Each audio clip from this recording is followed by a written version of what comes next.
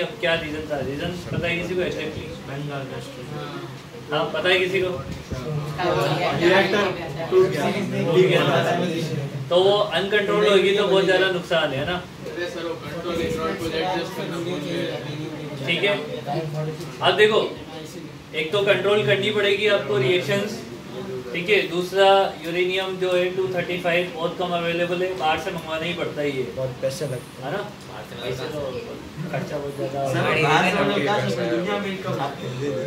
अरे जहाँ पे भी है वहाँ से मंगवाना पड़ेगा ना, अपने को चाहिए तो पूरी दुनिया में ही कम है, तो भी बोल रहा है। समझ आ गई ये कहानी तुम्हें, है ना। रिएक्टर, न्यूक्लियर रिएक्टर, अरे बातें मत कर रहे।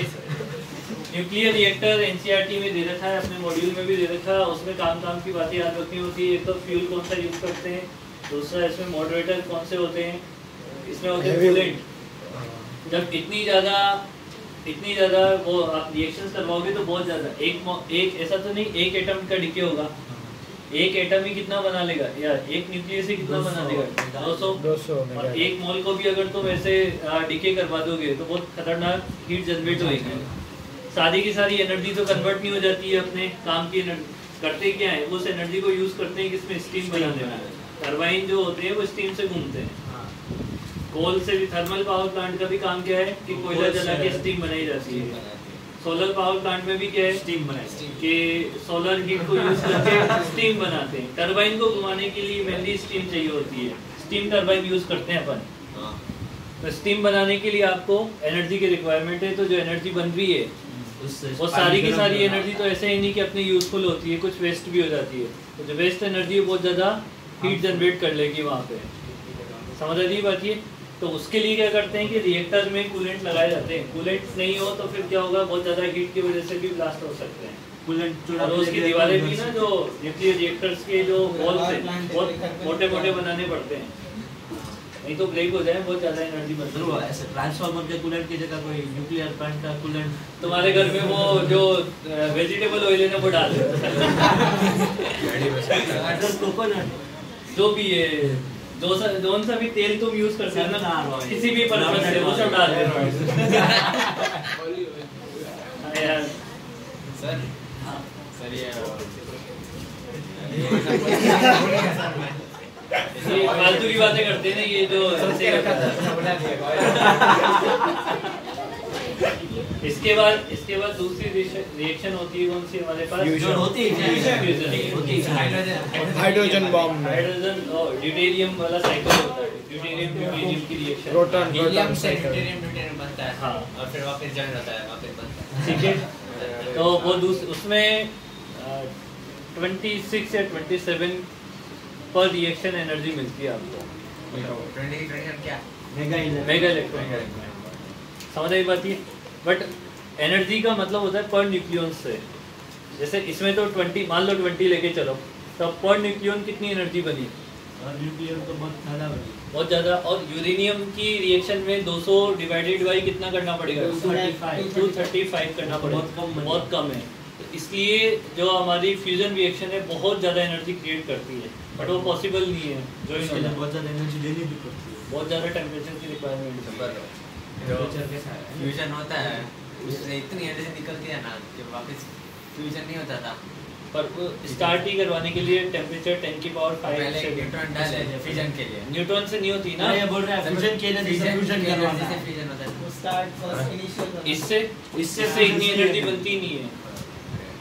वो 200 mega electron volt per nucleon अगर निकालेगा तो फ्रैक्शन में आ गई है, एक से भी कम चली गई है वो। और उसमें 20 है, और उसमें 20 है, 20 की भी मान ले कि तो 10, 5, 4 कितनी तो चाहिए होगी, वो तो अवेलेबल ही नहीं है अपने पास। और फिर ऐसा थोड़ी ना है कि न्यूक्लियर रिएक्टर अपने घर का है कितनी भी बना लोगे, कुछ तो लिमिटेशन होती होगी ना वहाँ पे भी। हाइड्रोजन बॉम्ब होता है ना, हाँ, उससे पहले फ्यूजन करवाते हैं, उससे एनर्जी से फ्यूजन उसके अंदर एक कोर होता है जिसमें पहले लिक्विड होता है, यूरेनियम का फिशन कराते हैं, फिर उससे जो एनर्जी होती है उससे हाइड्रोजन का वो कराते हैं। बॉम्ब बनाना थोड़ी ना अपने को, तो एनर्जी तो एनर्जी है। हाइड्रोजन बॉम्ब एक ही बार तो यूज की, एक दो बार यूज की, दो बार तो हाइड्रोजन बॉम्ब नहीं थे, फिशन वाली थे। वो तो atom bomb, hydrogen bomb use की गई, बाकी अभी तक यूज नहीं, टेस्ट की है,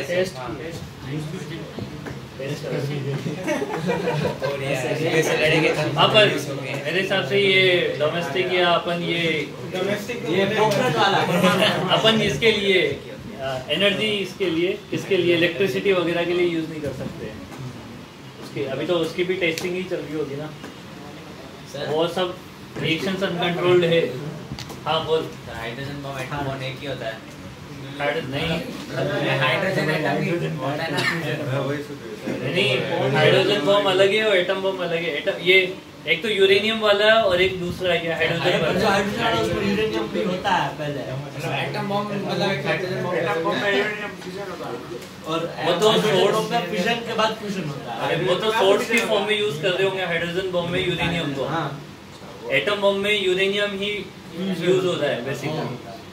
सिर्फ यूरेनियम का फ्यूजन अरे कुछ तो और चाहिए होगा ना मतलब कुछ और एलिमेंट नहीं यूज कर सकते हैं फ्यूजन कराने ये चैप्टर खत्म ना पूरा न्यूक्लियर सब खत्म ना सब खत्म। अभी हम आधा घंटा अभी ऑफिस स्टार्ट करते हैं।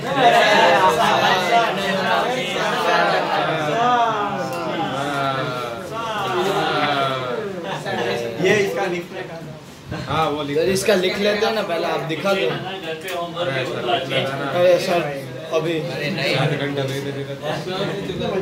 बेटा तुम्हारे हिसाब से चलूंगा ना। मेरी बात सुन लो अगर तुम्हारे हिसाब से चलना है तो नवंबर दिसंबर तक कोर्स कंप्लीट होने की गारंटी नहीं है मेरी। अभी रे ऑप्टिक्स की बात है ना ये दो चैप्टर रे वेव और क्या कहते हैं अपने को इलेक्ट्रोमैग्नेटिक वेव्स भी पढ़ना है एरर्स भी पढ़ना है अपने को कम्युनिकेशन सिस्टम भी पढ़ना है अपने को सेमीकंडक्टर भी पढ़ना है। चैप्टर छोटे हैं बट थोड़ा थोड़ा टाइम तो सब में लगेगा इसके कितने पेज पढ़ना है क्योंकि तुम इतने सिंसियर हो नहीं एक दो लोगों को छोड़ के कि वो खुद से ही चीजें कर लेंगे।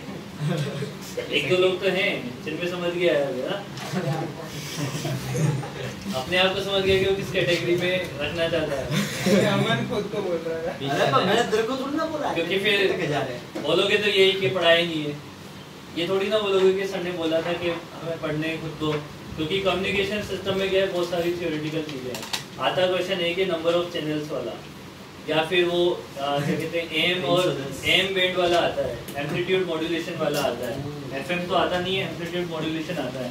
तो रिएक्शंस में से आपको निकालने होते हैं फैक्टर निकालने होते हैं फॉर्म फैक्टर वगैरह दो तीन चीजें काम की जो वो लिखवा दें तो काम चल जाएगा। बाकी पढ़ना तो फिर भी पड़ता है उसमें से वो क्वेश्चंस आ जाते हैं कौन से कि स्काई वेव्स की रेंज क्या होती है फ्रीक्वेंसी की या वेवलेंथ की नहीं रेंज पता क्या वो है। सब चीजों में तो पढ़ने पड़ेंगे फिर आएंगे। पढ़ोगे तभी तो पता लगेगा ना। ये इसके लिए कितने पेज बड़ा भी होता है। इसके लिए ये फ्यूजन इसके लिए आगे पीछे मिला के 2 पेज छोड़ो टोटल। आपके दो नहीं 4 छोड़ दो 4 के बाद मेरी बात सुनो लगभग 3-4 पेज छोड़ दो बड़ा खत्म हो गया 4 के बाद 3-4 टोटल 4 पेज छोड़ दो कुछ और लिखना होगा तो उसमें लिखना शुरू करना। कितने कम पहले छोड़ने आगे नहीं रहा दो छोड़ देना टोटल पे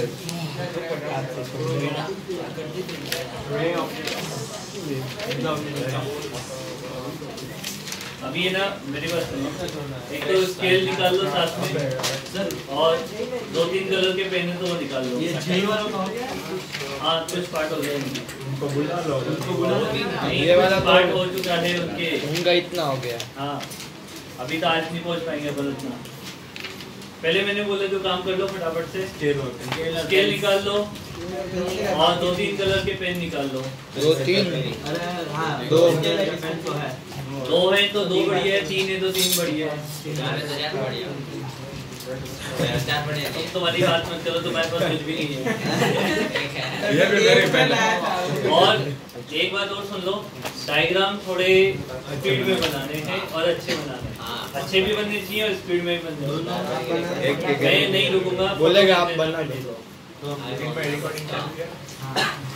पॉज करके वापस कर देना नहीं अपने आप ही हो गया 46 मिनट। तो भी नया चल पे पॉज नहीं